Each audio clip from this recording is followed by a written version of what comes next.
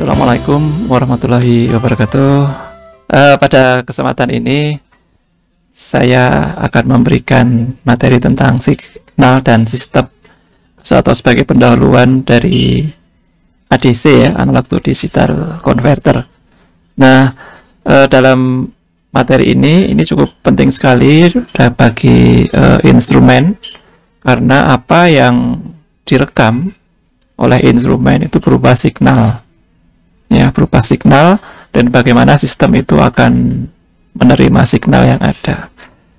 Nah, hari libur kemarin itu mestinya tentang kalibrasi, tapi sudah saya buatkan jadi tugas dan materinya juga sudah ada di di Classroom.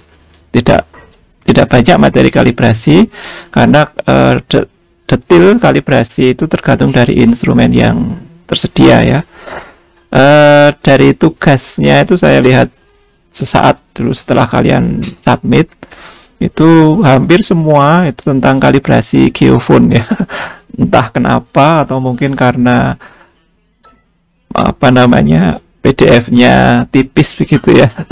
Jadi kalian milih kalibrasi geofone, tapi nggak apa-apa. Jadi hampir semua tulisannya menjadi sama karena materi yang disampaikan itu seperti itu ya. Ada beberapa yang misinterpretasi begitu ya, karena saya minta kalian membuat semacam prosedur begitu, atau flow atau diagram alur tentang proses kalibrasi menurut paper-paper yang sudah saya berikan kemarin. Tapi hanya beberapa saja yang membuat semacam prosedur. Sebagian besar itu bercerita begitu ya, bercerita tentang geofone-nya atau tentang papernya itu. Oke. Ya, tapi tidak apa-apa, paling tidak kalian sudah membaca paper itu, sudah mendapatkan informasi tentang kalibrasi salah satu instrumen geofisika ya, yaitu geofone. Nah, pada kesempatan ini itu kita akan membahas sedikit tentang sinyal dan sistem yang nanti akan ke ADC ya. Kita cari dulu informasi apa itu sinyal atau signal ya.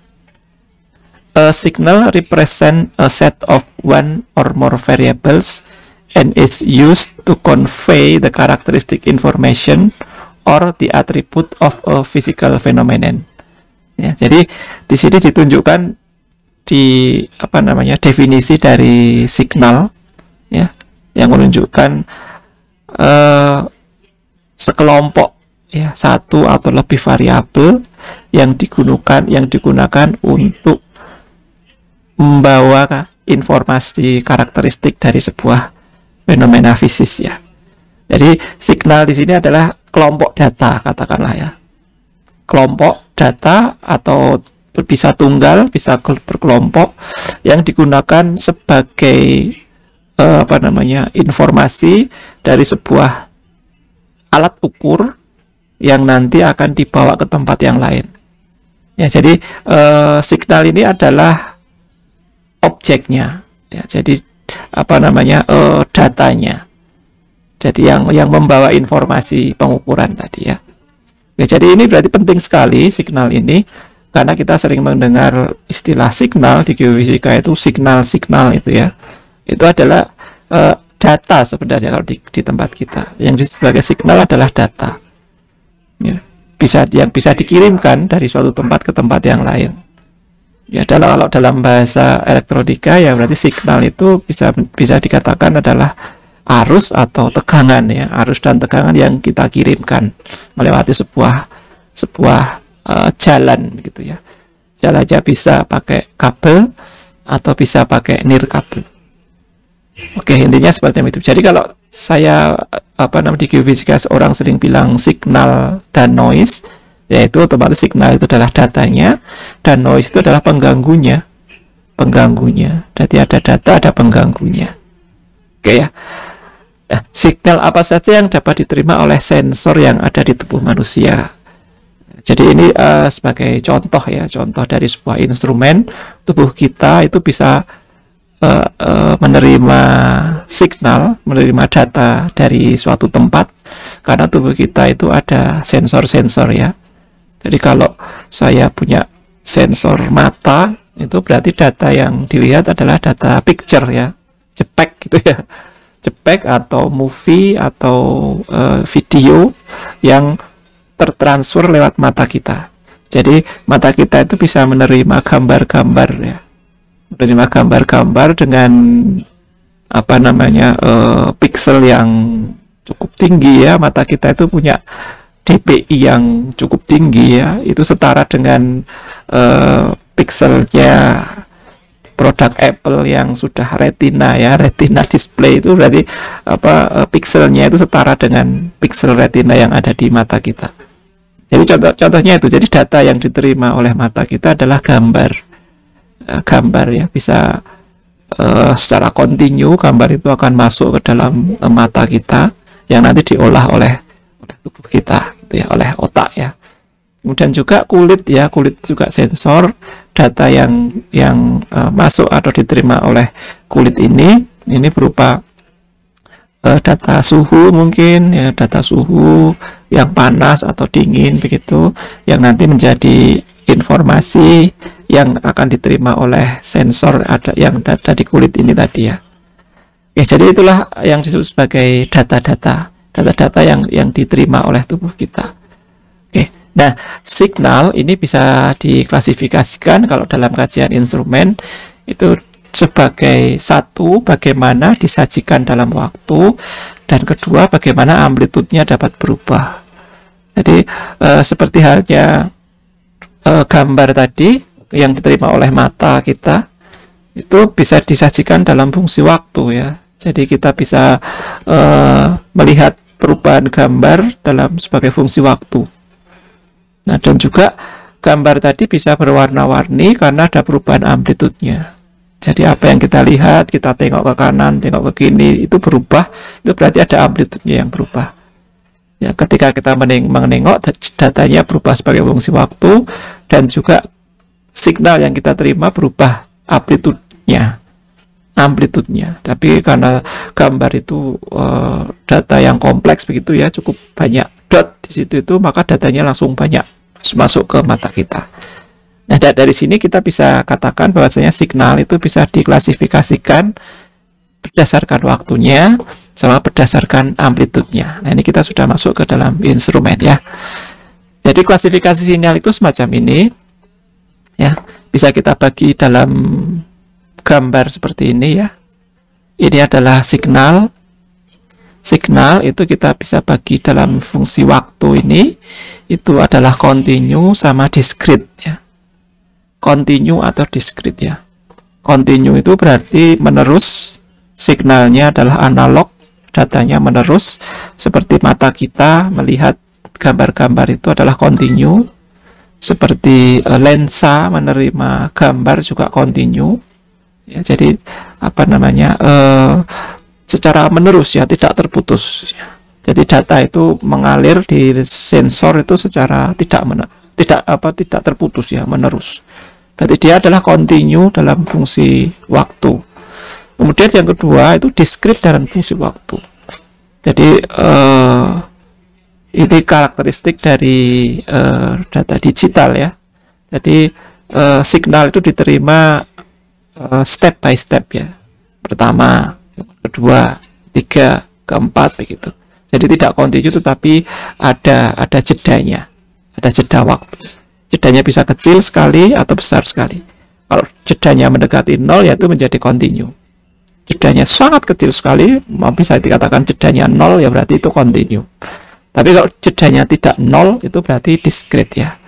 Jadi data yang kita terima adalah data discrete ya, dalam waktu.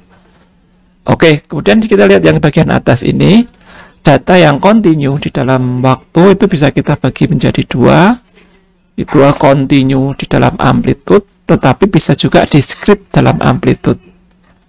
Continue dalam amplitude ini maksudnya setiap perubahan amplitudo, setiap perubahan warna yang diterima oleh mata itu berubahnya itu smooth ya, perubahannya itu smooth. Jadi setiap kali berubah itu perubahannya smooth ya, tidak mendadak begitu, jadi smooth. Oke ya, jadi perubahannya itu tidak mendadak. Tetapi kalau yang discrete di amplitude itu amplitudenya kalau berubah itu dia juga berubah tapi mendadak, berubah sesuai dengan level yang ada. Ya, jadi katakanlah kalau mata kita itu discrete di amplitude, maka untuk membedakan warna kuning, mata kita itu punya level, misalkan kuning muda, kuning agak muda, terus kuning agak tua, kuning tua begitu. Maka ketika kita berikan signal warna kuning, itu dia masuk pada level mana gitu ya, level kuning muda atau level kuning tua begitu, itu discrete gitu ya. Jadi seperti ada blok-blok begitu yang nilainya sudah tertentu. Oke ya. Nah, ini artinya adalah discrete di amplitude ya. Kalau kita gambarkan yang continue ya seperti ini, seperti grafik begini, grafik continue, amplitude itu berubah secara continue, jadi tidak berubah tiba-tiba ya. Ya, tidak ada perubahan tiba-tiba, continue, perubahannya itu smooth ya. Kemudian kalau yang di bawah ini amplitudenya discrete, itu berarti amplitudenya berubah secara tiba-tiba sesuai dengan segmen amplitude yang diberikan. Oke ya, jadi signal itu ada yang continue dalam time, tapi continue dalam amplitude, dan discrete dalam amplitude. Kemudian yang discrete dalam time ini juga continue di amplitude atau discrete di amplitude, dibagi juga menjadi dua. Ya, kalau discrete di time ini continue amplitude juga bisa, jadi dia bisa kita bisa mengambil gambar dari mata itu sebagai fungsi waktu ya, tek begitu. Tetapi citra yang didapatkan itu continue, amplitudenya continue ya. Jadi berapapun amplitude itu akan diterima. Tetapi pengambilan gambarnya tadi itu discrete, begitu ya. Nah, kemudian yang keempat ini dari kelompok di tengah ini itu adalah discrete amplitude, discrete in time. Jadi dia di samping discrete time, dia juga discrete amplitude. Ya, discrete time, discrete amplitude. Oke. Nah, dari sini kita bisa mengenal dua sistem yang namanya adalah signal analog dan signal digital. Signal analog itu adalah signal yang continuous in time. Jadi semua signal yang continuous in time itu kita kenal sebagai signal analog. Kemudian signal yang discrete in time itu adalah signal digital. Oke ya. Tentu saja kalau signal analog itu kita bisa olah dengan sistem analog, kalau signal digital bisa diolah dengan sistem digital. Oke ya, jadi kemudian di dalam signal digital ini bisa juga dimixkan dari analog dan digital, itu kita mixkan jadi discrete in time sama continuous in time itu bisa kita mix begitu ya, bisa kita mixkan dengan suatu instrumen yang namanya adalah converter ya. Bisa analog to digital converter atau digital to analog converter. Oke. Nah, ketiga ini itu dikenal sebagai sistem. Ya, ketiga ini sebagai sistem. Ada sistem analog, sistem digital, dan sistem campuran. Nah, ini adalah diagram yang menghubungkan antara signal dan sistem ya, antara signal dan sistem di sebelah kanan ini ya. Oke, jadi kita sudah mendapatkan informasi mengenai signal dan sistem. Nah, kemudian kita tinjau beberapa signal. Itu ada yang dikenal sebagai signal periodik ya, atau signal periodik. Signal periodik itu biasanya dituliskan semacam ini. Saya punya signal dalam suatu fungsi T, itu signal itu akan berulang setelah NT. Ya, jadi signal periodik itu signal tadi itu akan berulang kembali setelah waktu tertentu. Ya, jadi misalkan waktu tertentu adalah T besar begitu ya. Atau periodenya namanya ya, 1 T besar begitu. Jadi setelah 1 T besar itu signal itu kembali lagi ke signal semula, sehingga bisa saya tuliskan hubungan bahwasanya signal pada fungsi T itu sama dengan signal itu yang berulang setiap NT, dengan N itu adalah integer ya, 1, 2, 3 dan seterusnya. Oke. Nah, ini adalah salah 4 ya. Ya, dari beberapa contoh signal ya, yang pertama ini adalah signal sinusoid ya. Signal sinusoid ini di sini sebagai fungsi T mulai dari 0 sampai 1, yang di sumbu Y-nya ini adalah amplitudenya. Signal sinusoid pada T sama dengan 0 itu nilainya 1. Kemudian dia pada saat T, ya ini tergantung dari frekuensinya ya. Ini ya, kemudian berosilasi semacam ini. Nah, signal sinusoid ini merupakan signal periodik di mana dia continue ya. Setiap T besar itu sampai di sini itu hanya perulangan yang di depan tadi. Sampai sini lagi, berulang lagi, sehingga signal sinus ini masuk dalam signal periodik. Kemudian yang B ini adalah signal kotak. Signal kotak juga sama, sumbu X adalah time, sumbu Y-nya adalah amplitude, di mana signal kotak itu dimulai pada saat 0, itu nilainya adalah 1, kemudian pada saat time 0,1 dia berubah menjadi 0, pada saat 0,2 dia berubah menjadi 1, dan seterusnya. Nah, dari sini kita bisa mendapatkan bahwasanya signal kotak ini juga signal periodik ya. Dia berulang setelah T ya, setelah T besar. Jadi berulang gitu ya, signalnya berulang-ulang. Oke. Kemudian yang ketiga itu adalah signal pulsa. Pip pip pip pip, misalkan semacam itu ya. Itu signal pulsa. Signal pulsa juga merupakan salah satu contoh signal yang periodik ya. Jadi ini adalah waktunya, ini juga amplitudenya. Jadi signal tadi itu berulang setiap periode tertentu. Jadi ya. Kemudian yang ketiga ini adalah signal gigi gergaji ya. Ini sawtooth ya. Sawtooth ya atau sawtooth ya. Ini adalah signal yang bentuknya seperti segitiga begini, ini gigi gergaji. Itu juga merupakan suatu signal yang periodik. Ya, jadi hanya semacam copy paste saja.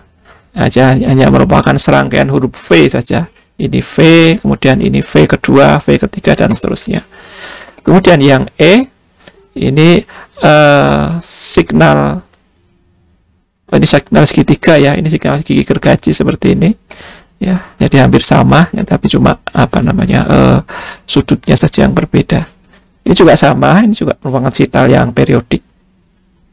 Ya. Nah, kemudian yang D, yang F ini signal yang agak sembarang begitu ya. Signal yang agak sembarang, tapi ketika kita melihat puncak-puncak yang nilainya atau posisinya hampir punya periode begitu, berarti kita bisa katakan signal ini juga periodik. Ya. Signal periodik. Jadi ini kalau kita lihat puncak-puncaknya itu kok kelihatannya memiliki jarak yang atau waktu ya, periode yang sama. Ini tik tik tik tik di sini nih. Jadi kita bisa katakan bahwasanya signal ini juga signal periodik. Nah, kalau menurut Fourier ya, semua signal adalah periodik. Dia bilang semacam itu. Karena apa? Karena semua signal itu bisa di-create dari penjajaran atau penjumlahan semua beberapa atau banyak dari fungsi sinus kosinus yang sudah dipilih tertentu, sehingga ketika dijumlahkan akan membentuk signal itu. Jadi menurut Fourier bisa dikatakan bahwasanya semua signal adalah periodik. Signal random pun periodik menurut Fourier ya. Menurut Fourier. Jadi bisa didekati dari penjumlahan semua fungsi sinus. Tetapi kalau sinyalnya benar-benar random, itu jumlah fungsi sinusnya bisa tak berhingga, bisa banyak sekali. Maka dikenal istilah random signal ya. Random signal itu sebenarnya bisa didekati dengan Fourier atau didekati dengan jumlahan dari fungsi sinus kosinus, tetapi jumlahnya sangat banyak. Oke ya, nah dari sini walaupun signal itu tidak teratur begini, itu bisa kita katakan bahwasanya signal itu adalah periodik. Oke ya. Nah, yang pertama signal periodik adalah yang fungsi sinusoid, itu kita bisa lihat lebih jauh. Fungsi sinusoid periodik itu berarti xt sama dengan A sinus omega t plus C ya. Ya, di sini omega t itu adalah frekuensi gelombangnya. Kemudian yang di sebelah kanan ini adalah fasenya. Oke ya. Xt itu biasanya adalah tegangan, arus atau energi. Jadi signal yang berbentuk sinusoid ini di dalam kajian instrumen itu biasanya adalah tegangan, arus atau energi. Ya. Kemudian A di sini adalah amplitude. Ya, A adalah amplitude, omega adalah frekuensi dalam radian, kemudian C ini adalah sudut fasenya. Oke, jadi kita tahu hubungannya bahwasanya frekuensi sama dengan 2πf ya, dan periode sama dengan 1/f atau 2π per omega. Oke, ini adalah properti atau sifat-sifat dari fungsi sinusoid. Fase itu menunjukkan pergeseran, shift terhadap signal, atau signal T sama dengan 0 ya. Jadi kalau saya punya signal sinusoid ya, sinusoid pada 0 itu sin itu nilainya adalah 0, dan pada seperempat periode nilainya adalah 1. Jadi diawali dengan 0. Jadi ini adalah fasenya sama dengan sama dengan 0. Nah, namun ketika fase tadi saya beri nilainya positif, itu berarti signal saya yang saya gambarkan itu akan terkurangi amplitudenya, atau bisa dikatakan amplitudenya itu mendahului. Amplitudenya mendahului ya. Jadi kalau saya berikan fase n/3 atau suatu nilai begitu ya, maka puncak itu akan terjadi lebih dulu karena kita tambahin fase. Jadi puncak sinusoid itu akan jadi lebih dulu, sehingga fase positif itu akan menggeser kurva ke arah kiri. Tapi fase negatif akan menggeser pulsa atau menggeser sinusoid ke arah kanan. Ya, jadi kalau fasenya positif itu puncak akan terjadi duluan. Ya, terjadi duluan karena ada tambahan fase itu tadi. Oke, kira-kira semacam ini ya. Ini salah satu properti dari signal sinusoid. Nah, kemudian kita masuk ke salah satu contoh ya, aplikasi dari signal sinusoid. Itu adalah signal rumah listrik kita ya. Jadi signal rumah listrik kita itu suatu signal sinusoid dengan kita katakan tegangannya adalah 220 volt ya. 220 volt. Ya, listrik kita 220 volt itu merupakan tegangan puncak atau tegangan rata. Karena kalau kita lihat suatu gelombang sinus semacam ini, itu bisa dikaji menjadi dua parameter amplitude, itu peak amplitude dan average amplitude. Atau amplitude puncak dan amplitude rata. Ya. Di sini kalau kita lihat listrik kita ada 220 volt, itu apakah tegangan puncak atau tegangan rata? Oke ya. Ada yang punya ide? Kalau listrik di tempat kita itu 220 volt, itu tegangan puncak atau tegangan rata? Karena setiap kita melihat suatu pulsa, itu sinus khususnya, kita akan punya dua variabel amplitude tadi ya. Amplitude itu puncak atau amplitude rata. Oke. Listrik 220 volt adalah tegangan RMS atau tegangan rata. Ya, tegangan rata. Jadi dituliskan bahwasanya VRMS itu sama dengan akar ya, seperperiode integral dari jumlahan seluruh fungsi sinus yang ada dikuadratkan, jadi diabsolutkan ya, dikalikan sepanjang satu periode. Ya, sepanjang satu periode. Sehingga kalau kita bilang itu adalah tegangan RMS, maka VRMS dari listrik itu sebenarnya adalah A per akar 2. Jadi sebenarnya adalah A per akar 2 karena diasumsikan VT itu sama dengan kosinus omega T ya. Diasumsikan fungsi sinus atau kosinus ya. Di sini dituliskan kosinus ya. dimasukkan di sini, solusinya adalah A akar 2. Jadi VRMS atau V tegangan di listrik kita itu 220 volt itu adalah VRMS. Sehingga kalau kita lihat ternyata tegangan puncaknya itu lebih ya sampai 311,13 volt. Tegangan peaknya, tegangan puncaknya. Jadi kalau kita mengukur tegangan bolak-balik itu adalah tegangan RMS-nya yang diukur. Ya, tegangan RMS-nya. Jadi kita bisa dapatkan bahasanya RMS-nya adalah 220 volt, V puncaknya adalah 311,13 volt, dan V rata-ratanya bisa dikatakan 0 karena plus minus ya. Plus minus itu jadi tegangan rata-ratanya adalah 0. Ini adalah contoh signal PLN yang 220. Oke, kemudian kita masuk ke signal vs noise. Ya, di geofisika ini kita juga mengenal signal dan noise ya. Noise kita kenal sebagai semua gangguan yang ada mengganggu signal yang kita create itu adalah noise ya. Jadi kalau saya punya gangguan dari data apapun yang kita ukur itu adalah noise. Nah, di sini dijelaskan hubungan antara signal dan noise. Contohnya semacam ini ya. Jadi signal to noise ya. Jadi ini orang mendengarkan yang berisik, kemudian ada nenek-nenek yang memotong antenanya ya, itu noise-nya ya. Oke, tapi bukan ini yang dimaksud. Yang dimaksud signal to noise itu contohnya semacam ini. Ya, ini adalah suatu gambar yang cukup jelas signalnya, noise-nya cukup sedikit. Ya, noise-nya cukup sedikit, kita bisa melihat sebuah gambar yang clear begitu ya, yang jelas. Tapi di sebelah kanan ini itu juga terlihat gambar seperti sebelah kiri, tetapi terganggu oleh gangguan. Jadi ada gangguan gambar di situ sehingga tidak begitu jelas. Itu artinya ada noise di situ. Ya, gambar di sebelah kanan itu mengandung noise.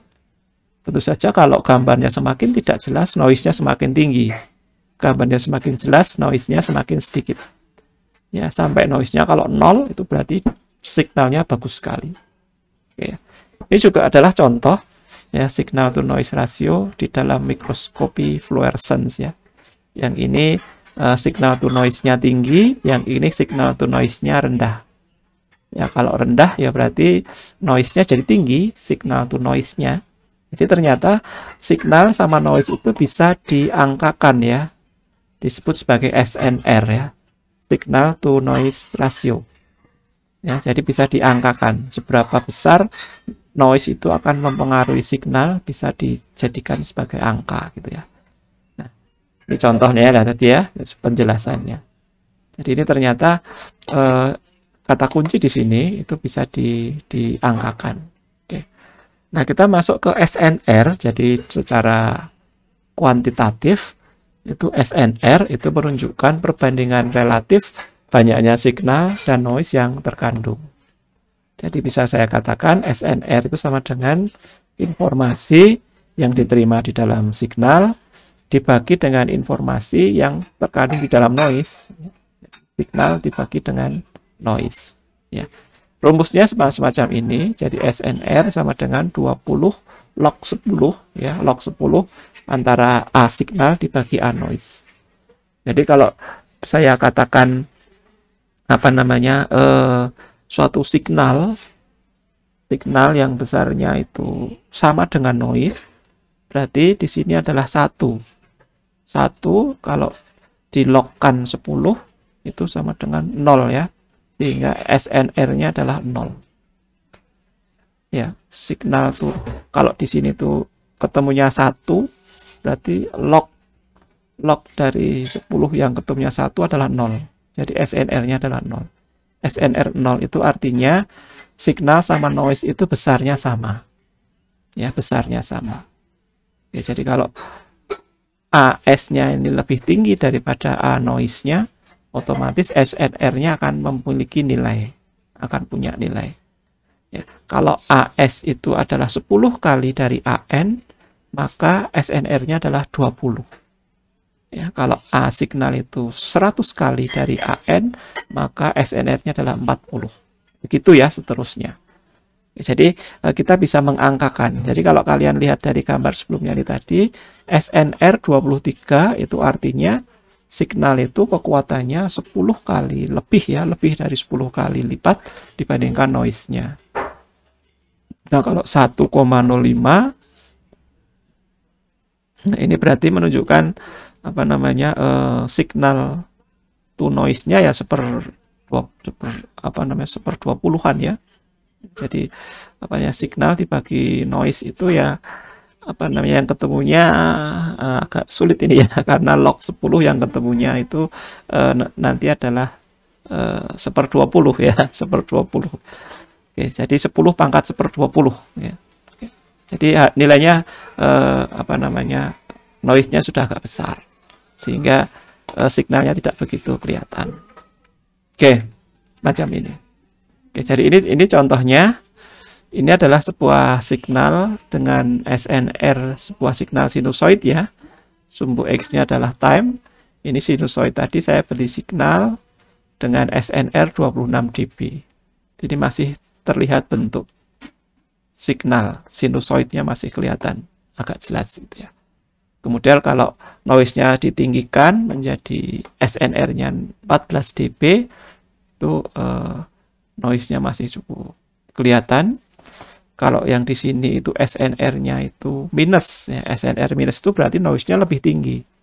Noise-nya lebih tinggi, itu sinusoidnya ya masih agak kelihatan, tetapi signal noise-nya dominan.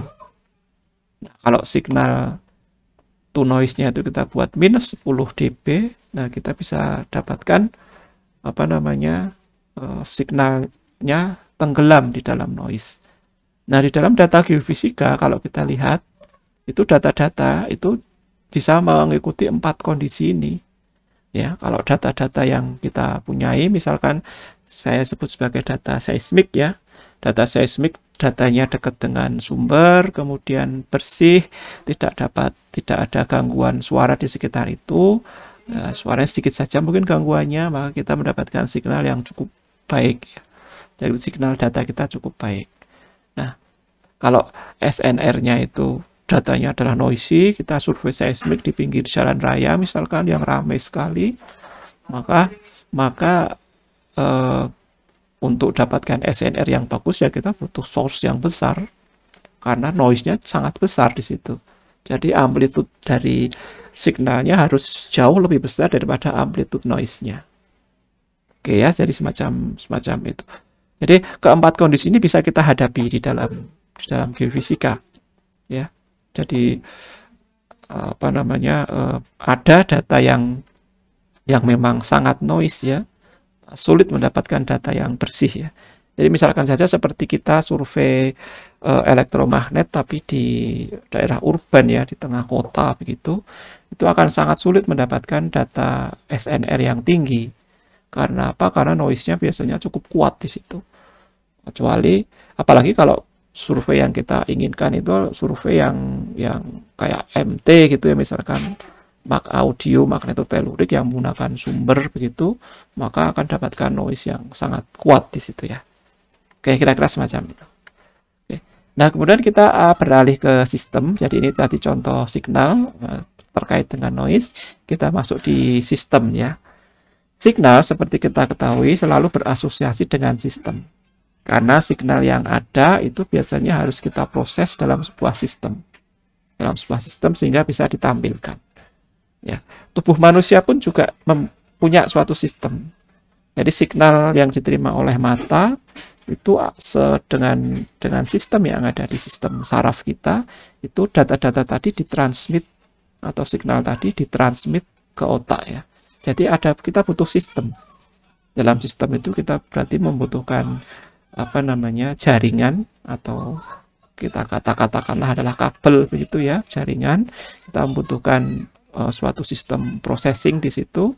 Kemudian kita juga membutuhkan sistem penampil ya. Kalau mata itu sistem penampilnya sudah ada di otak ini ya.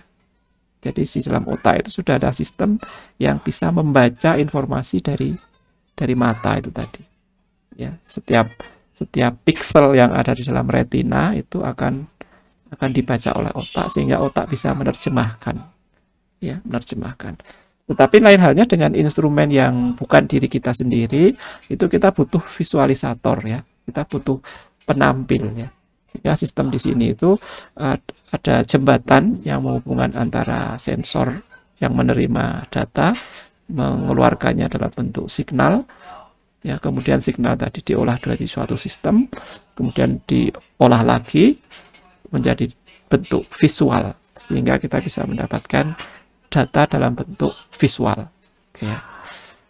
Sistem dapat membangkitkan signal, mengolah signal, merubah signal, mengekstrak informasi dari signal, menampilkan signal, dan lain-lain. Jadi sistem ini semua bagian dari processing dari signal. Oke, ya.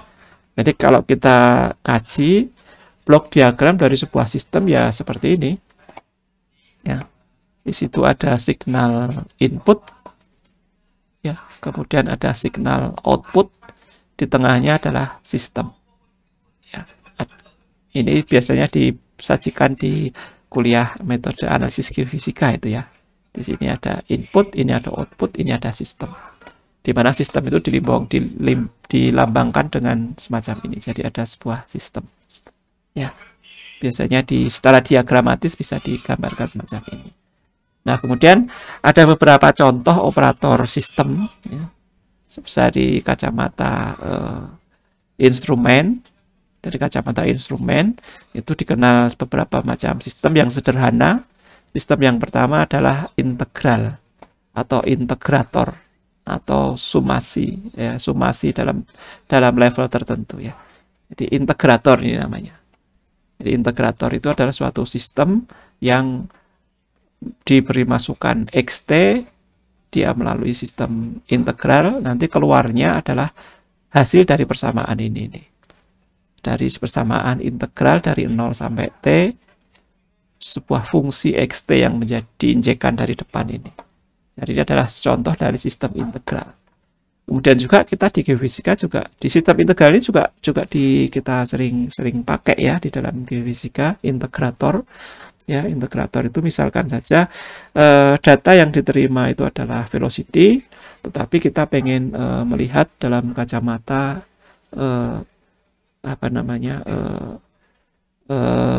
simpangan, ya. Jadi datanya harus kita proses integrasi lagi.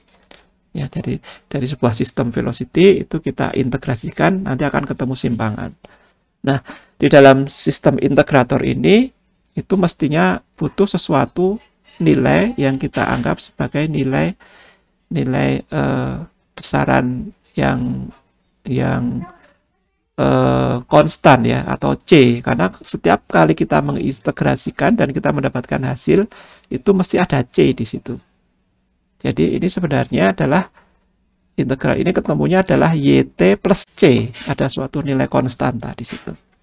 Nah, kadang-kadang nilai konstantanya tidak diketahui. Nilai konstantanya disamarkan atau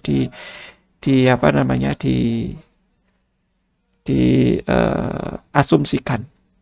Oke, ya, jadi ini adalah contoh dari integrator seperti itu. Jadi geofisika misalkan saja kita merekam tegangan dalam velocity, begitu, ya, velocity kita rekam sebagai tegangan, maka tegangan tadi kita integralkan sehingga tegangan tadi mengandung arti bahwasanya itu adalah displacement atau simpangan. Kadang-kadang semacam itu, ya. Tetapi kalau kita punya instrumen yang bisa langsung mengukur simpangan akan lebih bagus lagi, karena di dalam proses integrator ini itu membutuhkan variabel lain yang disebut sebagai C itu tadi, nilai konstanta dari C itu. Oke, ya, ini jadi di geofisika juga dipakai dalam instrumen. Kemudian yang kedua itu adalah amplifier atau penguat. Ini mesti dipakai di semua sistem geofisika, ya. Semua sistem instrumen menggunakan amplifier atau penguat, pasti ini, ya, karena apa? Karena signal-signal yang diterima oleh sensor itu biasanya berbentuk tegangan atau arus, tapi ukurannya masih kecil. Ya, ukurannya masih kecil sehingga perlu diamplify sehingga berada pada nilai yang menjadi range atau menjadi jangkauan sistem selanjutnya. Jadi suatu sistem sensor ini dia menghasilkan nilai, tapi nilai terlalu kecil sehingga perlu diamplify sehingga masuk ke dalam sistem selanjutnya. Nah, ini juga dipakai misalkan saja di geofone dari yang kalian kalibrasikan kemarin itu ya. Geofone itu keluarannya kecil sekali. Saya pernah melakukan testing, itu ordernya adalah milivolt ya. 2, 3, 5, 9 gitu ya. Kecil sekali nilainya.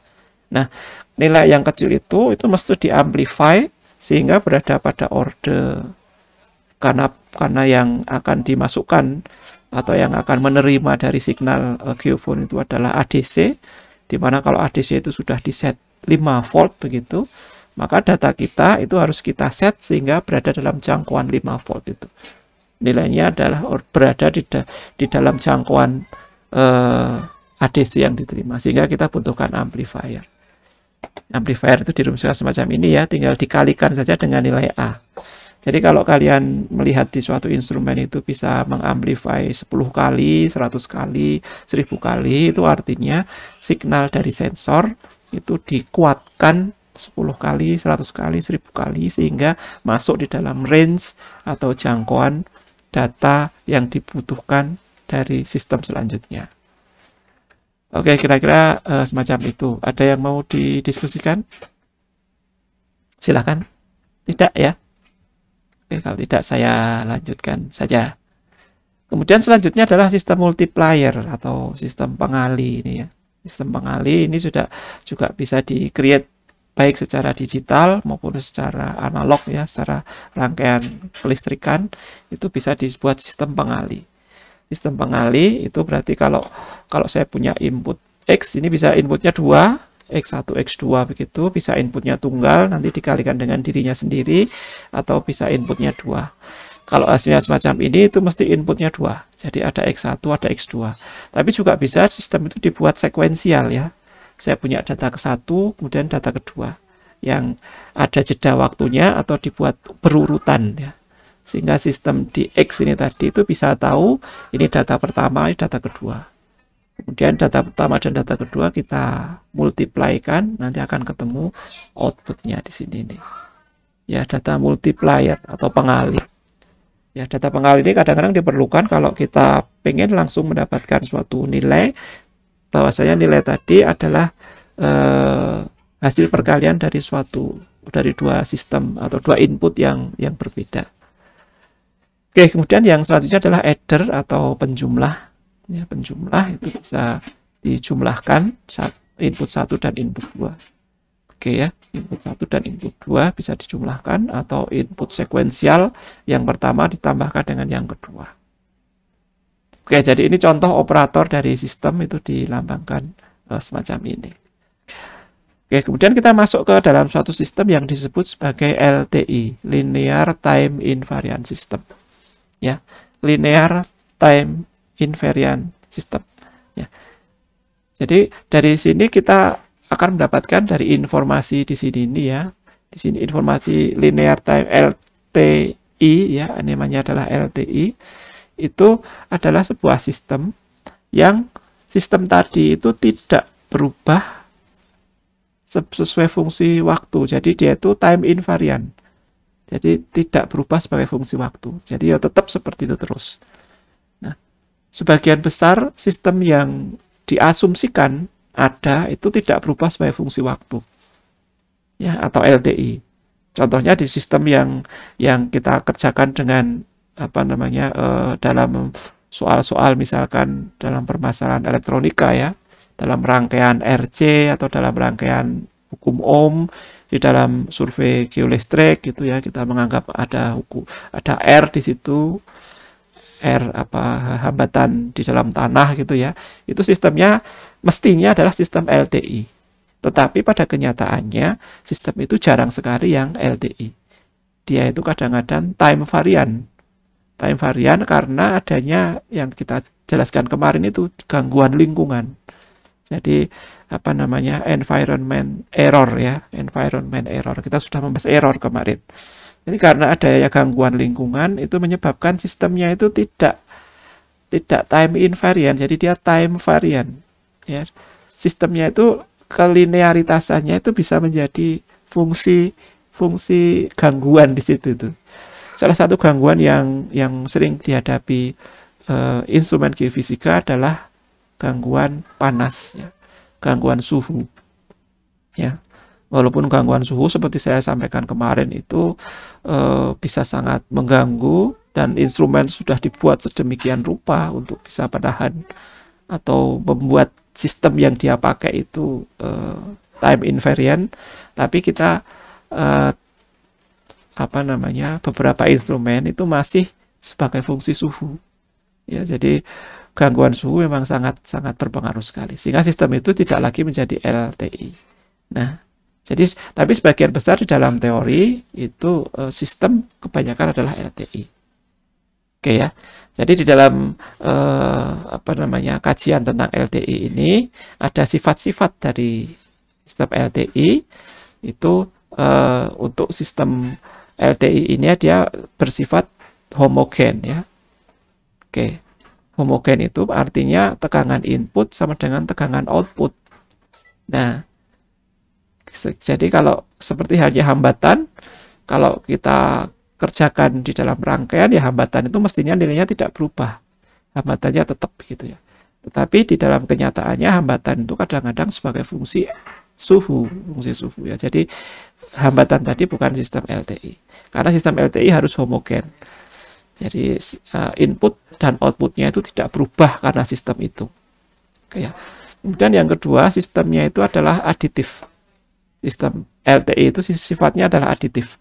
Jadi kalau saya punya dua input yang saya jumlahkan di dalam sistem itu, ya, saya punya suatu sistem X1 itu keluarannya Y1, kalau saya berikan X2 keluarannya Y2, maka kalau sistem itu saya berikan X1 dan X2, X1 tambah X2, itu keluarannya adalah Y1 tambah Y2. Ya, jadi sistem ini masuk dalam LTI. Oke ya. Jadi sistem LTI ini sifatnya adalah homogen dan aditif.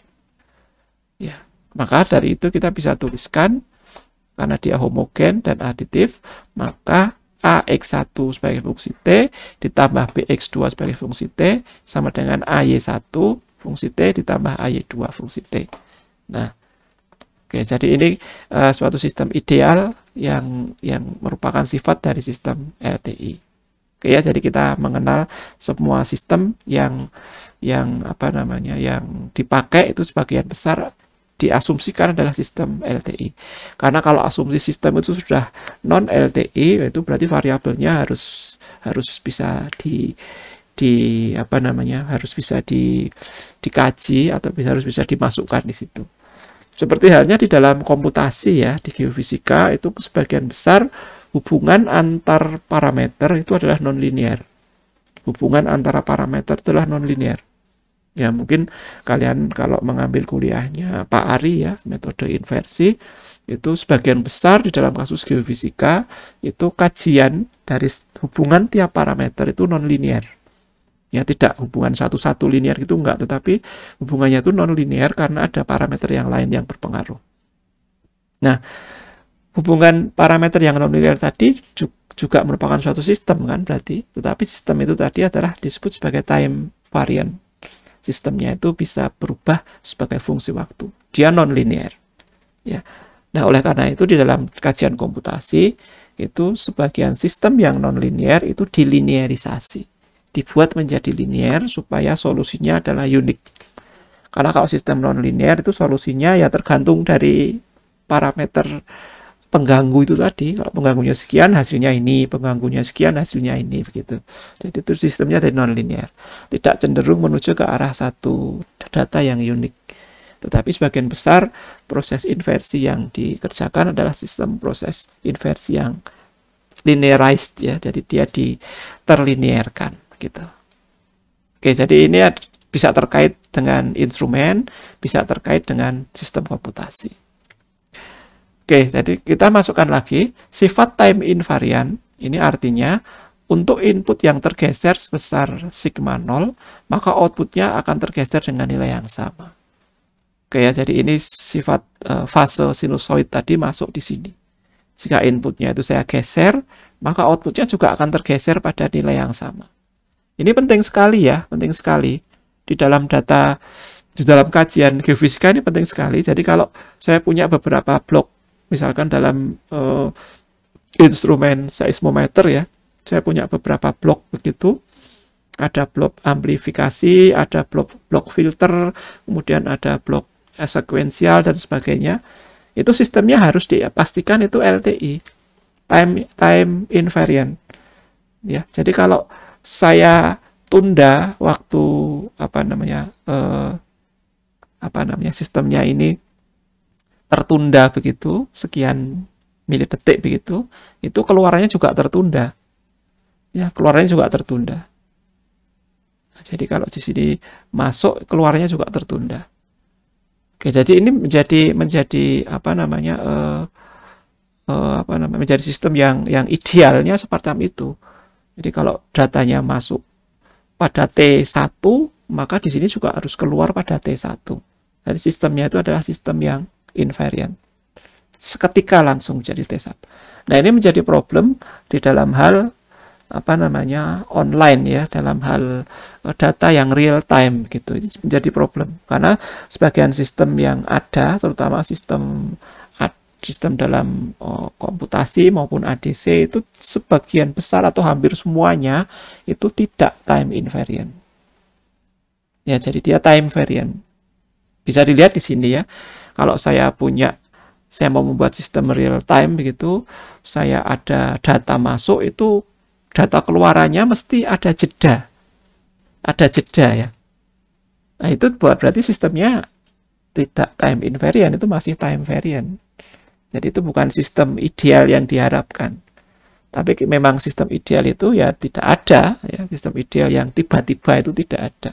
Ya mungkin dengan mukjizat ya itu bisa sistemnya tiba-tiba, dengan tiba-tiba secara real time itu langsung ada gitu. Nah, tapi sebagian besar sistem di geofisika juga semacam itu. Jadi kalau kita melihat real time dari data seismik yang keluar, itu sebenarnya sudah ada jeda waktunya, ada jeda waktunya, karena setiap instrumen data masuk itu keluarannya mesti ada penggeseran nilai sebesar sigma instrumen itu tadi. Instrumen tadi butuh waktu berapa untuk memprosesnya? Ya, butuh waktu sekian. Jadi truly real time itu tidak ada. Jadi yang benar-benar online, benar-benar real time itu tidak ada di dunia ini ya, tidak ada. Semuanya mesti akan tergeser. Sehingga bisa dikatakan sistem yang time invariant itu sebenarnya tidak ada. Itu hanya ada di teori saja. Oke ya, jadi semacam ini. Jika xt sama dengan yt, maka x minus t0 sama dengan y minus t sigma 0 ya, sigma 0 nih ya. Jadi maksudnya semacam ini. Jadi kalau yang sebenarnya itu inputnya adalah xt, outputnya itu adalah yt plus ya, yt minus sigma 0. Jadi terlambat datanya. Jadi keluarannya itu adalah yt minus sigma 0. Jadi keluar datanya itu terlambat. Ya, terlambat beberapa saat. Oke. Setiap sistem dapat terdiri dari beberapa subsistem, di mana output dari salah satu subsistem dapat menjadi input dari subsistem yang lain. Jadi kalau saya punya suatu sistem tank begini, ini input dari tank 1 akan menghasilkan output YT, maka output YT ini bisa menjadi input dari sistem tank yang kedua. Misalkan semacam itu ya. Di geofisika semuanya sistemnya semacam ini. Jadi kita punya blok-blok begitu, dari sini masuk ke sini, dari sini masuk ke sini, dan seterusnya. Nah, ini adalah salah satu contoh sistem yang terbagi menjadi subsistem dan masih dianggap sebagai sistem LTI. Jadi tidak ada delay ya, tidak ada delay. Jadi di sini yang pertama itu kita punya sistem perekam, sistem sensor yang namanya adalah mikrofon. Ya, ini sound inputnya adalah xt sebagai fungsi t. Ini berarti tekanan ya, tekanan yang memberikan getaran pada gendang mikrofon. Kemudian gendang tadi akan menggetarkan koil sehingga menyebabkan adanya perubahan beda potensial di sini. Ya, beda potensial sehingga outputnya adalah V1 ya, V1 yang berubah sebagai fungsi waktu. Jadi otomatis di sini mikrofon tadi bisa mengubah dari energi tekanan suara menjadi energi tegangan atau energi listrik ya, jadi dalam bentuk tegangan. Oke ya, dalam bentuk tegangan ini masuk ke suatu sistem elektronik ya, elektronik yang keluarannya adalah V2. Sistem elektronik itu bisa bermacam-macam ya, bisa bermacam-macam. Oke, di sini masih disebut sebagai signal analog ya. Mungkin sistem elektronik tadi itu filter awal begitu ya, atau filter pitch atau filter frekuensi PLN gitu. Biasanya masuk di sistem elektronik di sini nih ya. Jadi sudah di apa namanya, di pitch dulu atau dihilangi dulu frekuensi pembawanya yang dominan di sekitar itu gitu ya. Jadi kemudian akan keluar sebagai V2 dan ini tadi masih signal analog, kemudian data dari sistem ini akan masuk ke ADC, dimasukkan ke ADC. Analog to digital converter ya. Jadi ini sebuah sistem yang bisa mengubah data analog menjadi digital. Ya, outputnya adalah V3. Tapi sudah digital. Sudah digital ya, datanya sudah digital, tapi masih tetap tegangan. Artinya masih tetap tegangan. Jadi di sini tegangan juga tapi analog. Di sini sudah tegangan tapi digital. Oke, tentu saja di dalam sistem elektronik ini yang sebenarnya ini juga butuh waktu, jadi delay mungkin hanya sebentar, ini juga butuh delay mungkin juga sebentar. Ya, delay ini tinggi banyaknya yang tergantung dari kecepatan dan kekuatan dari sistem yang kita pakai. Kalau dia benar-benar kuat, benar-benar bisa cepat, maka delay-nya menjadi kecil. Nah, dari sini kita dapatkan data tegangan, tapi masih sudah dalam digital, masuk ke suatu sistem penghitung, computing begitu ya, suatu sistem apa namanya, menjadi data begitu ya. Ini jadi sudah menjadi data di dalam sistem komputer itu bisa kita simpan, bisa kita transmitkan, bisa kita kirim, bisa kita pack dan sebagainya. Ya, jadi datanya adalah data digital. Nah, sebenarnya di data yang di analog ini juga bisa disimpan, bisa di-pack ya, tetapi di sini sudah dimasukkan sebagai data digital karena sebagian besar data yang sekarang ini itu sudah menjadi data digital. Data geofisika sudah menjadi data digital dalam bentuk file ya. Karena kita lebih mudah menyimpan dalam bentuk file daripada kita menyimpan dalam bentuk disk ya. Karena yang analog itu disimpan dalam bentuk disk itu. Ya, walaupun sebenarnya perekaman file kita pada zaman dulu, zaman sekarang pun iya kan masih menggunakan hard disk analog juga, penyimpanan analog di situ. Ya. Tapi apa namanya, data yang disimpan adalah data digital. Itu ya. Tadi datanya itu digital 11010 itu, tapi yang disimpan dalam data analog ya. Aneh juga ya. Oke. Nah, kemudian data digital tadi itu kalau untuk mengubah menjadi analog lagi menggunakan digital to analog converter ya, kemudian diamplifikasikan karena untuk memberikan energi akan keluar ke speaker ya, ke speaker ya, ke speaker sehingga apa namanya data analog tadi kembali ya, jadi dari speaker kemudian keluarnya berupa tekanan suara lagi, jadi outputnya adalah suara. Oke ya. Nah, dari sini ada hal yang cukup penting, yaitu adalah ADC dan DAC di sini nih. Ya, ADC itu mengubah signal analog menjadi digital. Tentu saja kita membutuhkan pencuplikan ya, pencuplikan atau cacah pencuplikan ya. Semakin kita cuplik data itu semakin banyak, maka datanya akan semakin kalau kita rekonstruksi itu menjadi sempurna karena cuplikan kita banyak. Tapi kalau cuplikan kita sedikit, kalau kita rekonstruksi menjadi tidak sempurna. Kalau data itu kita cuplik sedikit, diolah di komputer di sini, kemudian dibikin DAC. DAC juga kesulitan untuk merekonstruksi. Jadi DAC ini semacam rekonstruksi ya dari data yang sudah ada di digital tadi menjadi data kembali analog. Jadi data yang terputus-putus sebagai fungsi waktu ingin dijadikan sebuah data yang kontinu sebagai fungsi waktu. Oke ya. Karena kalau datanya putus-putus, kita akan mendengar di speaker juga putus-putus. Ya, kita akan mendengar speaker di putus-putus. Nah, jadi kalau kita lihat lagu-lagu MP3 itu biasanya direkam pada frekuensi 44.000 ya, 44 kHz. Kenapa kok 44 kHz? Karena nanti akan mungkin kalian sudah pernah mendengar yang namanya Nyquist frekuensi ya. Frekuensi Nyquist atau frekuensi batas atas. Kalau saya punya 44 kHz, maka frekuensi batas atasnya adalah separuhnya. Jadi 22 kHz. 22 kHz. Ya. 22 kHz itu kalau kita lihat frekuensi audio tertinggi yang bisa diterima di telinga manusia adalah 20 kHz.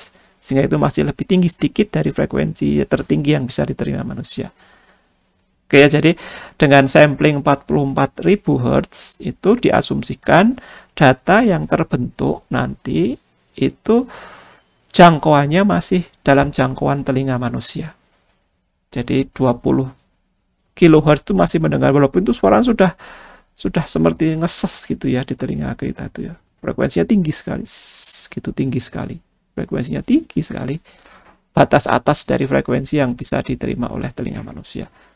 Oke ya, jadi dengan menggunakan ADC 44.000 Hz tadi, itu MP3 bisa direkonstruksi kembali oleh speaker menjadi suatu signal analog yang frekuensi tertingginya 22 Hz itu masih bisa direkonstruksi, masih bisa digambarkan dengan baik. Oleh karena itu, data MP3 yang dicuplik pada frekuensi 44.000 Hz itu kaya ya, frekuensinya itu kaya.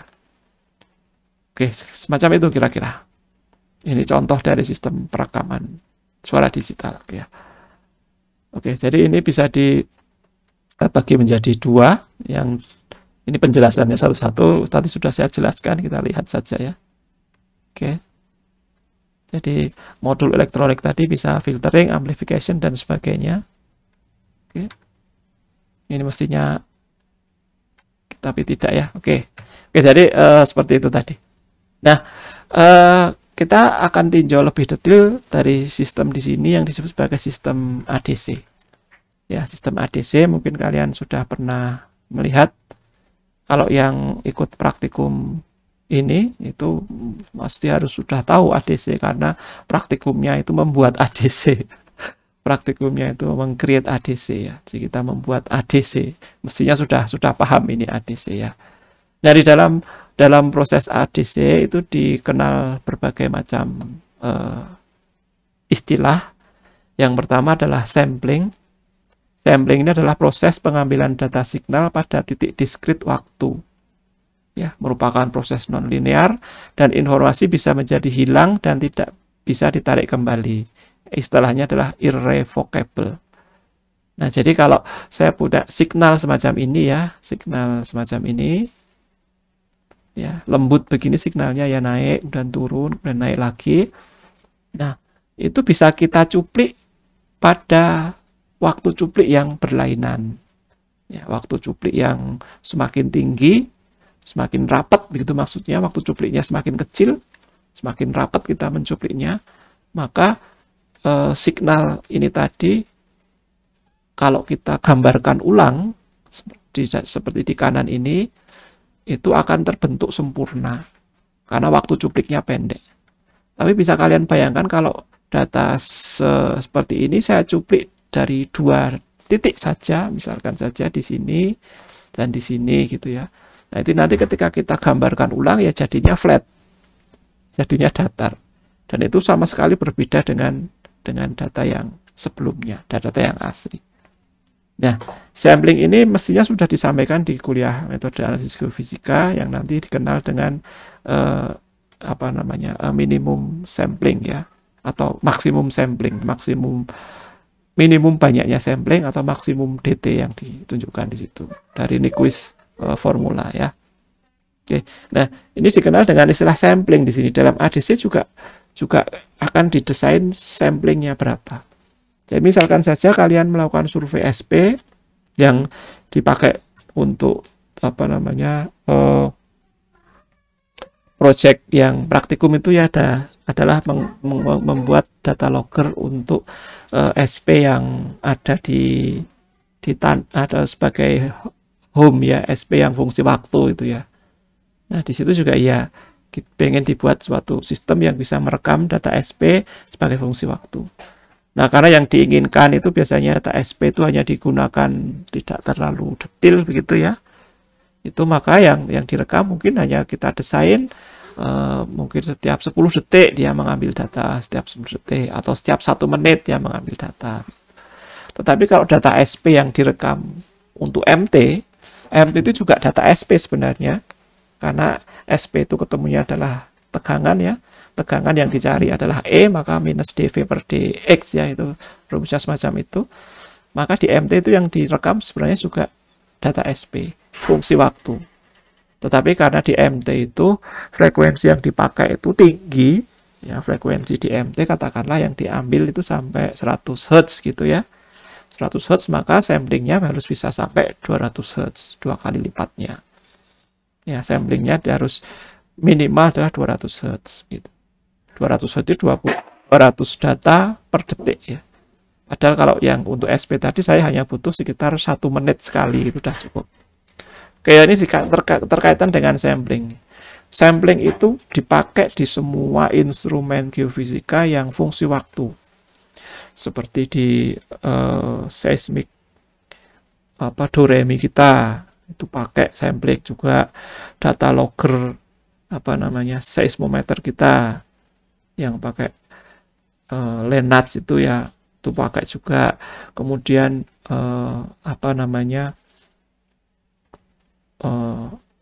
magnetometer kita yang bisa diset merekam sebagai fungsi waktu itu juga butuh sampling ya. Kemudian data-data lain ya, misalkan saja GPR itu juga butuh sampling. Jadi semua data yang terkait dengan waktu itu mesti membutuhkan sampling ya, karena mesti membutuhkan ADC, jadi sehingga sampling ini menjadi penting sekali. Oke, nah kemudian yang kedua adalah kuantisasi. Kuantisasi itu adalah proses pengubahan nilai amplitude kontinu menjadi nilai angka yang terbatas atau finite number. Ya, jadi kuantisasi itu artinya nilai yang ada di sini ini yang sebenarnya kontinu itu harus kita pasang pada suatu nilai tertentu. Ya, pada suatu nilai tertentu. Karena apa? Karena kuantisasi ini dalam kacamata digital itu artinya semacam tangga begitu ya. Kita bisa membuat semacam, ini saya gambarkan ya, bisa membuat semacam tangga begini ya. Nah, begini. Nah, gini, yang di sini itu adalah nilainya A, tapi yang sudah diskrit ya. Kemudian di sini adalah data inputnya ya. Data inputnya. Nah, data input tadi itu kan nilainya bisa sembarang ya. Nilainya bisa sembarang. Kalau dia masuk di nilai yang di sini nih, ya berarti dia masuk di dalam segmen nilai ini. Ya, misalkan saja ini A1 gitu ya. Tapi kalau data input tadi ada di sini, ya dia masuk di segmen yang ini. Ya. Tapi kalau data input tadi itu pada data kedua itu di sini, dan data ketiga adalah yang ini data kedua, ini data ketiga, dan ini masuk dalam segmen yang sama, maka secara digital itu akan dikuantisasi menjadi nilai yang sama, karena dia masuk dalam range yang sama. Ya, jadi artinya semacam itu kuantisasi. Jadi pengubahan nilai amplitude kontinu menjadi nilai angka yang terbatas, ya, finite number. Jadi ini berarti ada batasan, ada batas atas dan batas bawah di sini nih. Ya, jadi semua nilai yang berada di antara batas atas dan batas bawah untuk segmen ini, nilai amplitude-nya itu akan menjadi nilai itu, ya, akan menjadi nilai segmen itu. Oke, ini merupakan proses kuantisasi. Proses kuantisasi ini juga proses non-linear. Ya, karena bersama data 2 dan 3 ini kenapa kok bisa jadi datanya tunggal, itu prosesnya non-linear. Ya, proses yang mengharuskan jadi nilai tertentu itu berarti non-linear. Proses linear itu biasanya ada kalau 2 jadi sekian, 3 jadi sekian gitu. Tapi ini prosesnya non-linear, kotak-kotak gitu ya. Demikian pula kalau datanya sudah dikuantifikasi, sudah dikuantisasi, itu data aslinya jadi hilang. Tidak ada lagi angka 2 dan 3 di sini, tapi yang ada adalah angka ini misalkan A4 gitu misalkan ya. Nilainya adalah A4. Dibalikkan lagi menjadi apakah itu 2 atau 3, tidak bisa. Tidak bisa ya. Ini berarti irrevocable juga. Nah, jadi kuantisasi ini menjadi sangat penting di dalam perekayasaan sebuah ADC ya. Ya, karena tidak bisa dikembalikan lagi datanya. Datanya ya sudah ketemunya itu. Kalau mau direkonstruksi ya itu gitu. Oke ya. Oke, kemudian yang ketiga adalah encoding. Encoding proses konversi dari nilai angka menjadi angka biner yang ditulis dalam pola bit biner. Oke. Jadi ketika sudah dikuantisasi ini tadi, nilai A4 ini itu akan dikodekan.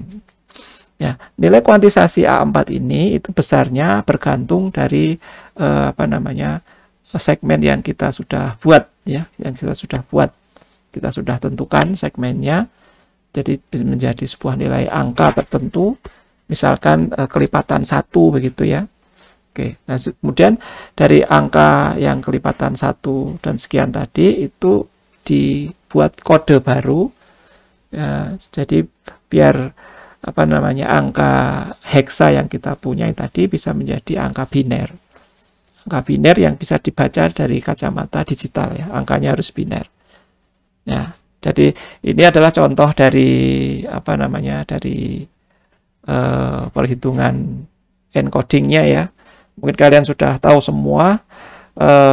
Jadi kayak semacam mengubah basis ya, dari angka yang basis 10 menjadi basis 2. Itu mestinya sudah tahu ya. Kalau basis 10-nya itu 2 gitu, itu berarti basis 2-nya menjadi 1 0. Kalau 3 berarti 1 1 ya. Kalau 4 berarti 0 0 1 0 0 ya. Kalau 4 berarti 1 0 0. Nah, gitu dan seterusnya. Itu adalah perhitungan basis 2. Kalian sudah kenal. Jadi basis ini adalah proses dari encoding ini yang kita punya ini. Oke. Sampai sini ada yang mau ditanyakan? Silakan Mas. Mm-mm. Mm-mm.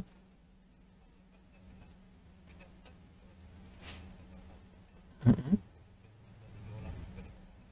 Mm-mm. Mm-mm. Oh ya, di sistem satunya itu kan juga butuh sampling kan Mas ya berarti. Jadi iya, tapi harusnya lebih detail ya samplingnya ya supaya nggak hilang ya. Ya, jadi kan sama saja berarti. Itu kan juga kita membuat suatu sistem yang satu itu sampling detail banget, yang satu enggak detail. Yang penting pakai aja yang detail banget, Mas. Ya, jadi kalau kita mau tidak hilang, informasi itu tidak hilang, kita harus tahu berarti frekuensi maksimum dari data kita itu berapa yang kita inginkan. Kalau kita sudah tahu frekuensi maksimum dari data kita, misalkan saja dalam kajian data seismik ya, refraksi lah ya, jadi refraksi itu saya menginginkan data saya itu yang frekuensinya 100 itu nggak hilang. Jadi kalau saya rekonstruksi itu frekuensi 100 masih muncul, maka saya harus mendesain suatu sistem yang samplingnya itu paling tidak 200 ya. Kalau saya sampling dengan frekuensi sampling itu 200 Hz, maka data yang frekuensinya 100 tadi dijamin nggak hilang. Ya, jadi tidak perlu sistem yang kedua. Karena kalau sistem yang kedua samplingnya itu katakanlah 500, yaitu frekuensi sampai 250 nggak hilang. Tapi kan saya butuhnya hanya sampai 100 saja. Ya, jadi daripada saya membuat dua sistem seperti itu, ya mending saya pakai aja yang kedua langsung, yang frekuensinya lebih tinggi, samplingnya lebih tinggi, sampling frekuensinya lebih tinggi maksudnya. Jadi yang frekuensi samplingnya 200 tadi nggak usah saya pakai saja, saya hanya pakai yang sampling 500. Karena ini jadi eman-eman Mas sebenarnya. Jadi maksudnya semacam itu ya. Apa namanya? Ya idenya boleh, tetapi jadi boros ya, karena kalau begitu ya kita pakai saja yang kedua yang samplingnya lebih kecil. Gitu Mas ya. Jadi apa namanya? Ini arti dari sampling semacam itu, kita harus tahu frekuensi yang mau kita ukur tuh berapa. Ya, jadi seperti apa namanya? GPR. GPR tuh frekuensinya itu tinggi yang diolah. Frekuensinya tinggi sekali. Oleh karena itu, saya harus bisa membuat suatu instrumen yang frekuensinya 2 kali lebih tinggi dari frekuensi maksimum GPR. Ya, kalau bisa seperti itu berarti data saya itu tidak ada yang hilang sesuai dengan frekuensi yang saya inginkan ya. Data yang hilang itu frekuensi yang lebih dari data yang saya inginkan. Jadi ya, mungkin yang ingin-inginnya lebih kecil itu hilang. Oke gitu Mas ya. Kira-kira semoga saja bisa menjawab. Mungkin ada yang lain yang mau didiskusikan? Oke. Ada yang lain mungkin? Oke. Kalau tidak saya lanjutkan sedikit ya. Ini kita berbicara di kawasan waktu dan frekuensi. Jadi selama saya presentasi ini tadi kita masih membicarakan masalah waktu ya. Masih berbicara dalam kawasan waktu. Jadi semua sinyal fiksis, contohnya saja si voltase tadi dari mikrofon, itu merupakan fungsi waktu. Jadi yang kita lihat, yang kita rekam, yang kita ubah nilainya itu semuanya masih fungsi waktu. Ya, dari masih time domain istilahnya ya, dalam domain waktu. Oke. Nah, sinyal tersebut itu dapat diproses dalam fungsi waktu itu juga. Jadi misalkan amplifikasi, dijumlahkan, difilter, kemudian digeser begitu, diberi offset, kemudian dibagi, diintegrasikan, itu masih dalam fungsi waktu semua. Jadi signal-signalnya itu masih dalam kajian waktu. Ya, semua data instrumen geofisika dari setelah sensor itu juga masih sebagai fungsi waktu semua, direkam sebagai fungsi waktu. Ya. Pekerjaan amplifikasi ya juga dilakukan pada fungsi waktu. Filter juga dilakukan pada fungsi waktu. Di depan tadi ya. Nah, setiap signal dalam kawasan waktu dapat dilihat dalam kawasan frekuensi. Signal dalam kawasan ini menunjukkan seberapa banyak signal dalam nilai frekuensi tertentu. Oke ya, jadi ini maksudnya semacam ini. Suatu signal itu biasanya dalam kawasan waktu yang bisa kita lihat dalam kawasan frekuensi. Ya, dalam kawasan apa namanya frekuensi ini itu artinya adalah seberapa banyak signal yang bisa dilihat, ya, yang signal yang bisa dilihat atau signal utuh yang bisa dilihat. Oke ya, jadi contohnya saja saya punya sebuah sinusoid semacam ini. Sinusoid tadi yang saya create dengan frekuensi fungsi sinus ini frekuensinya adalah 1000, ya, frekuensinya adalah 1000. Maka signal ini akan berulang 1000 kali ya dalam 1 detik ya. Dia akan berulang 1000 kali dalam 1 detik. Maka kita bisa melihat seberapa banyak signal sinus ini itu akan berulang dalam 1 detik. Kalau data ini tadi saya ubah menjadi dalam kawasan frekuensi. Jadi kawasan frekuensi ini secara arti harafiahnya adalah kita ingin melihat signal pada signal yang saya punya ini itu berulang berapa kali. Ya, berulang berapa kali. Yang artinya adalah frekuensinya. Kalau saya punya signal seperti ini dan ini terpik pada frekuensi 1000 yang kuat gitu ya, berarti kita bisa katakan bahwasanya signal saya ini itu akan berulang tunggal sebanyak 1000 kali dalam 1 detik. Jadi signal saya ini memiliki informasi keberulangan sebesar 1000 kali dalam 1 detik. ya, dalam 1 detik. Nah, misalkan saja saya punya signal yang kombinasi ya antara 1000 dan 500, maka di sini juga ada peak di sini. Nah, di dalam peak ini juga ada yang namanya amplitudo dari spektrum ini ya, amplitudo spektrum. Amplitudo spektrum ini mengindikasikan bahwasanya seberapa kuat signal yang berulang itu tadi. Jadi kalau saya punya dua buah signal, dua buah sinus ya, jumlahan dua buah sinus, di mana sinus yang frekuensinya 1000 itu 2, sinus yang frekuensinya 500 itu 1, berarti itu kan lebih kuat yang frekuensinya 1000 ya. Nah, itu ketika saya buat menjadi kawasan frekuensi ini, saya akan dapatkan dua peak, di mana yang 500 itu rendahnya separuh dari yang 1000. Jadi dalam satu signal ini bisa saya lihat, maka dalam signal itu ada signal yang berulang setiap 500 kali dalam 1 detik, tetapi amplitudenya itu lebih kecil daripada signal yang berulang 1000 kali dalam 1 detik di dalam signal ini. Gitu maksudnya ya, maksud dari penjabaran frekuensi. Ini mungkin malah tidak kalian dapatkan di kuliah apapun ya, yang tahunya ya hanya diubah menjadi kawasan frekuensi. Tetapi sebenarnya maksudnya adalah semacam itu.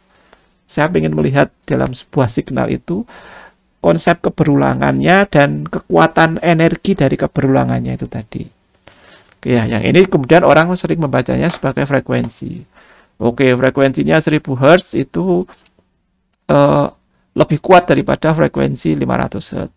Oke ya, jadi bahasa lainnya adalah keberulangan per detiknya.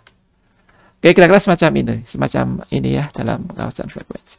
Nah, kalau saya punya signal seperti ini, xt sama dengan 1 plus kosinus sekian ditambah 2 sinus sekian, maka seperti yang saya jelaskan tadi, itu akan ada apa namanya, 2 peak ya di sini ya. Ada 2 peak ya, karena di sini 2pf ya, 2pf, maka f-nya itu saya separuhnya ini. F-nya di 500 sama di 300 ya. Jadi di sini akan muncul 300 sama 500. Ya. Tingginya frekuensi amplitude ini, tingginya amplitude respon ini, amplitude spektrum ini adalah kekuatan energi yang ada di dalam perulangan tadi ya, sekali lagi ya. Jadi ini energinya itu hanya 1 kali kosinus, yang ini 2 kali sinus, berarti ini 2 kali lipatnya, lebih banyak daripada ini. Jadi kalau saya ubah dalam kawasan frekuensi, yang 500 atau yang kosinus ini nilainya 1, tingginya cuma segini. Kemudian yang ini itu nilainya 2, jadi tingginya dia 2 kali. Oke, jadi kita bisa bayangkan kalau saya punya saya bisa melihat suatu kawasan frekuensi dari suatu signal, saya bisa jelaskan semacam itu. Jadi semakin tinggi peak dari frekuensi terpilih di sini ya, itu menunjukkan energinya lebih besar. Oke ya. Ini cara pandang yang lain dari signal ya. Kalau cara pandang signal yang pertama tadi kan hanya semacam ini. Ya, hanya semacam ini, tetapi ini adalah cara pandang lain dari signal. Ya, cara kita melihat signal dari kacamata yang lain. Oke. Nah, kemudian ini arti dari smoothness ya. Jadi ini sama seperti tadi sebenarnya. Jadi kalau saya punya 2 signal begini, dua frekuensi yang saya gabungkan jadi semacam ini, didapatkan 2 frekuensi ya, di mana satu itu 2 kali, yang satu 1/4 kali. Jadi ini 1/8-nya, dan ini jadi beberapa signal, juga akan memunculkan beberapa ulangan ya. Dengan sekali lagi titik puncaknya ini bergantung dari energi dari tiap-tiap signal yang dijumlahkan ini. Oke. Nah, di sini kita berbicara secara lebih detail tentang sampling. Transducer mengirimkan signal secara kontinu, tetapi komputer yang mengolah data tersebut bekerja dalam waktu diskret. Oke ya, jadi seperti kita ketahui bahwasanya Ini perulangan dari penjelasan tadi, bahwasanya sensor itu mengirimkan signal dalam kontinu, tetapi komputer bekerja dalam waktu discrete sehingga perlu disampling itu tadi. Sampling adalah proses yang menghasilkan signal waktu discrete dan dari sinyal waktu kontinu. Datanya itu kontinu sebenarnya, tetapi kita diskretkan. Seberapa besar atau kecil interval waktu sampling supaya sinyal discrete tidak berada pada sinyal input. Nah, ini yang saya tunjukkan tadi dari kacamata Nyquist ya. Jadi ini datanya, kita sampling dengan sigma S di sini ya. Sigma S atau periode sampling atau waktu sampling. Sekian detik sekali gitu ya, didapatkan data semacam ini. Kalau saya rekonstruksi data yang di sini, kemudian saya bandingkan dengan data yang di awal ini masih sama persis, itu berarti menunjukkan sampling kita tepat, sampling kita pas, ya, sampling kita nilainya pas begitu. Oke. Nah, kemudian untuk signal yang lebih cepat, untuk sampling yang sudah ditentukan gini ya, di sini, ya, signalnya lebih cepat, maka kita akan dapatkan data di sini, dan di sini. Nah, itu tentu saja kalau kita suruh menggambarkan dari data ini, itu yang paling pas ya kita menggambarkannya semacam ini. Ya, yang paling pas. Jadi menurut kajian kayak arsitek gitu ya, spline itu dari kacamata arsitek, dari kacamata human, kalau kita menarik sebuah garis dari beberapa titik. Jadi smoothingnya itu smoothing spline interpolation namanya ya. Spline interpolation itu seperti desain seorang arsitek ketika menarik sebuah garis dari yang menghubungkan beberapa titik itu ya. Secara alamiah gitu ya, itu tidak akan mendapatkan kurva semacam ini. Oke, jadi asumsikan kita mengalirnya dengan spline interpolation dari titik data ini. Kalau interpolasinya itu langsung ya menjadi lincip-lincip gitu. Tetapi karena interpolasinya itu spline itu adalah slope yang termanis yang bisa kita buat untuk menghubungkan beberapa titik. Spline bisa diatur sekali lagi, karena kalau kalian sering menggunakan Corel begitu, itu bisa mengatur energi maupun sudut dari spline yang kita gunakan, dari panjang pendeknya kemudian geser-gesernya itu ya. Tapi kalau sudah diubah itu berarti sudah nggak spline natural lagi, sudah spline yang sudah dibuat. Tapi ini adalah contoh dari spline natural. Dari kelima data ini secara otomatis saya hanya bisa menggambarkan seperti ini. Dari kondisi ini berarti kalau signal saya itu terlalu cepat, sampling saya terlalu lambat, maka saya akan mendapatkan signal yang tidak sama dengan signal yang input ini. Secara intuitif, mana rekonstruksi yang bisa mengabadikan signal ya, kalau samplingnya segini ya, yang slow signal ini yang akan terekonstruksi balik dengan baik. Oke ya. Oke. Kira-kira ini masih ada beberapa slide. Saya cukupkan dulu sampai di sini. Kita stop sampai di sampling ini. Kita mungkin akan bahas sedikit lanjutkan di kuliah besok ya, kuliah minggu terakhir. Kira-kira ada yang mau didiskusikan? Oke, kalau iya, aduh, keras sekali ternyata. Ya gimana? Silakan. Ya.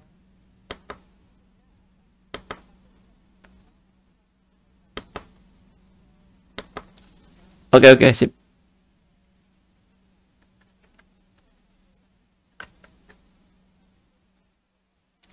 Ya. Mm-mm.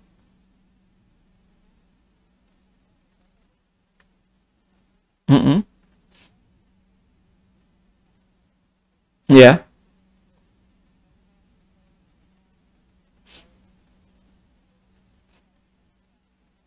Mm-mm. Ya.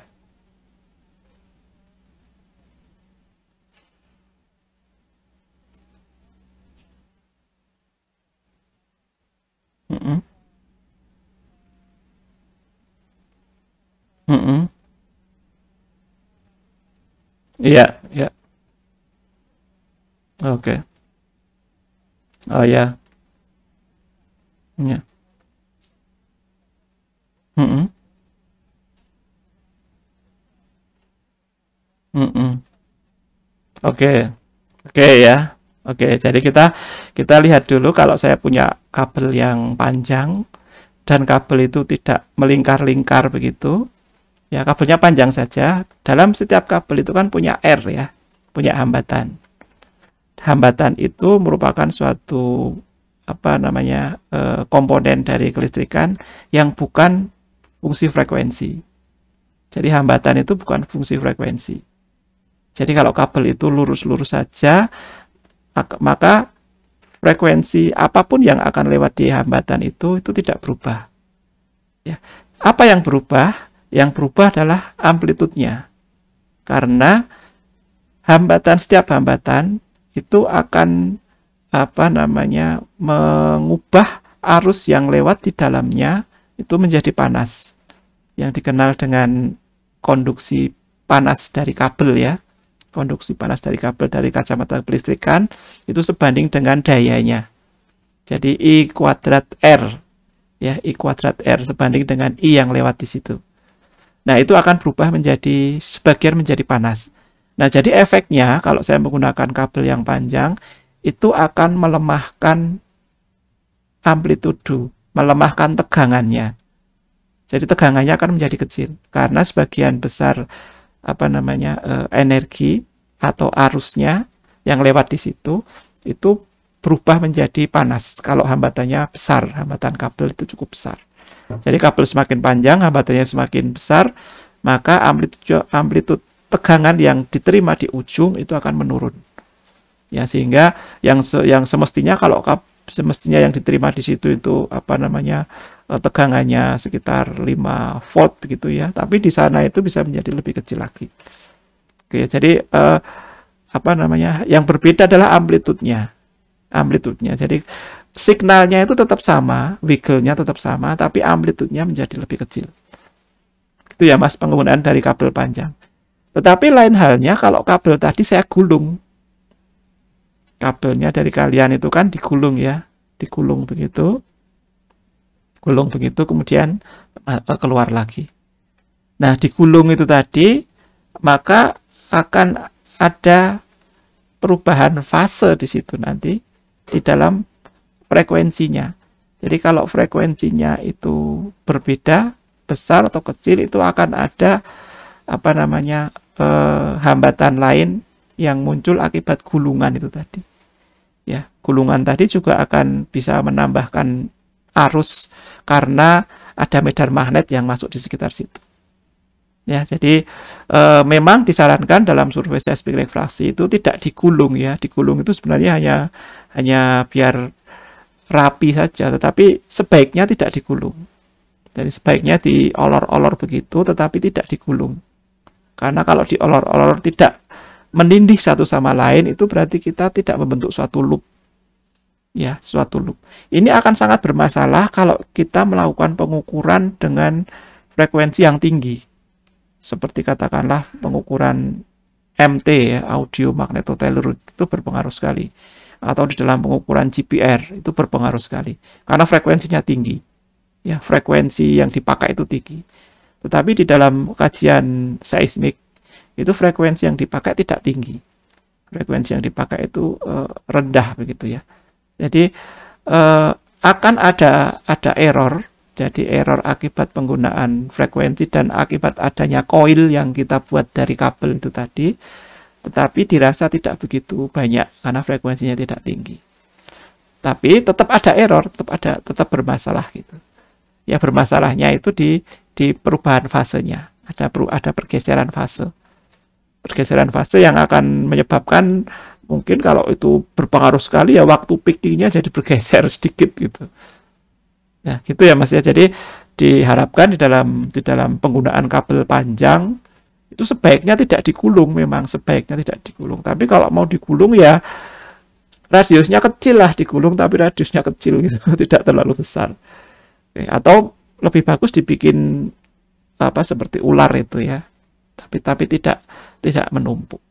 Ya memang kalau dari sisi kerapian jadi tidak rapi, tetapi errornya minim sekali. Errornya akan lebih tinggi kalau kita buat loop, ya, kita gulung akan lebih tinggi, tapi dari sisi kerapian lebih rapi karena kabelnya tergulung jadi lebih rapi, lebih cantik begitu ya dalam tampilan surveinya. Tapi sebenarnya kalau kita pengen benar-benar menghindari error, ya tidak kita gulung, kita bikin ya belok-belok gitu ya, tapi tidak saling menumpang satu sama lain biar tidak terjadi loop. Begitu Mas kira-kira. Jadi apa namanya? Ya, silahkan Mas. Mm-mm.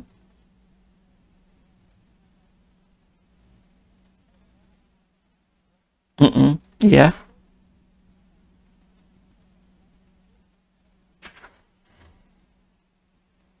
iya. Mm-mm. Mm-mm. Mm. Oh iya ya. Mm-mm. Mm-mm. Mm. Oke,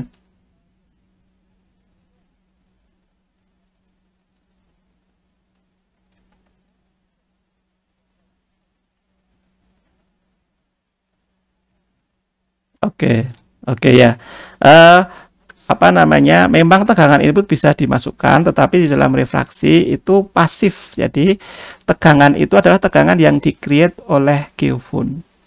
Jadi tegangan itu terjadi karena osilasi magnet di dalam geofon.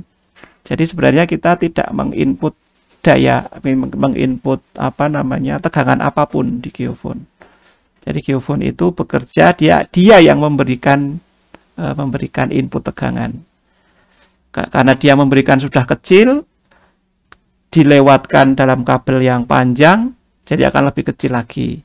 Tetapi untungnya di alat yang Doremi itu setiap kabel yang deket ya, yang setiap warnanya kuning-kuning itu prosesornya ada di situ.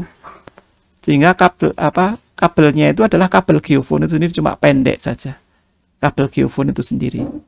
Ya, kabelnya hanya pendek itu saja. Jadi kalau saya menggunakan Doremi, walaupun kabelnya panjang dan digulung, nah itu apa namanya tidak akan begitu berpengaruh karena data yang ditransmit adalah data digital ya.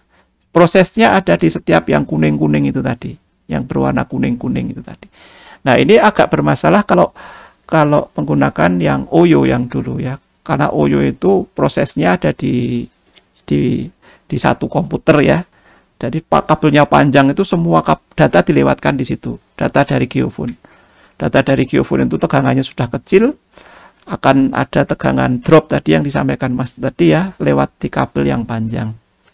Oke, jadi apa namanya permasalahannya bukan memberikan tegangan masukan supaya naik, supaya menghindari drop itu tadi, tapi karena memang tegangan yang diterima dari sensor tadi memang kecil.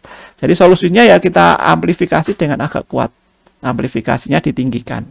Makanya biasanya ada pengaturan amplifikasi ya. Amplifikasi untuk yang jauh, yang kabelnya panjang dan energi shortnya itu sudah kecil, itu ditinggikan. Nah, kalau masalah penggunaan 12 volt, 24 volt itu bergantung dari sisi instrumennya, dari sisi ADC-nya. Ya, jadi di sisi ADC kalau kita pakai ADC yang 5 volt, ya 12 volt tadi malah kita turunkan menjadi 5 volt untuk membendayai ADC. Ya, tapi amplifier itu biasanya diset pada tegangan yang lebih tinggi ya. Biar katakanlah 12 volt begitu, sesuai dengan permintaan ADC yang 5 volt. Jadi aki memberikan 12 volt itu nanti dibagi-bagi, ada yang dikecilkan tegangannya untuk mensuplai ADC, ada yang tegangannya tetap untuk mensuplai amplifikasi dan sebagainya. Begitu Mas. Jadi untuk menangani drop tegangan tadi itu biasanya dikalikan dengan amplifier. Karena ini sistemnya adalah sistem yang pasif. Ya, sistem yang pasif. Jadi apa namanya? Tegangan keluaran dari sensor itu yang kita rekam, bukan kita memberikan tekanan ke sensor. Kira-kira seperti itu Mas dari saya. Oke, ya ya. Siap. Ada lagi yang mau didiskusikan? Kalau tidak, ini kelihatannya waktunya sudah selesai ya. Kalau tidak, saya cukup sampai di sini. Besok kita sambung di kuliah yang selanjutnya.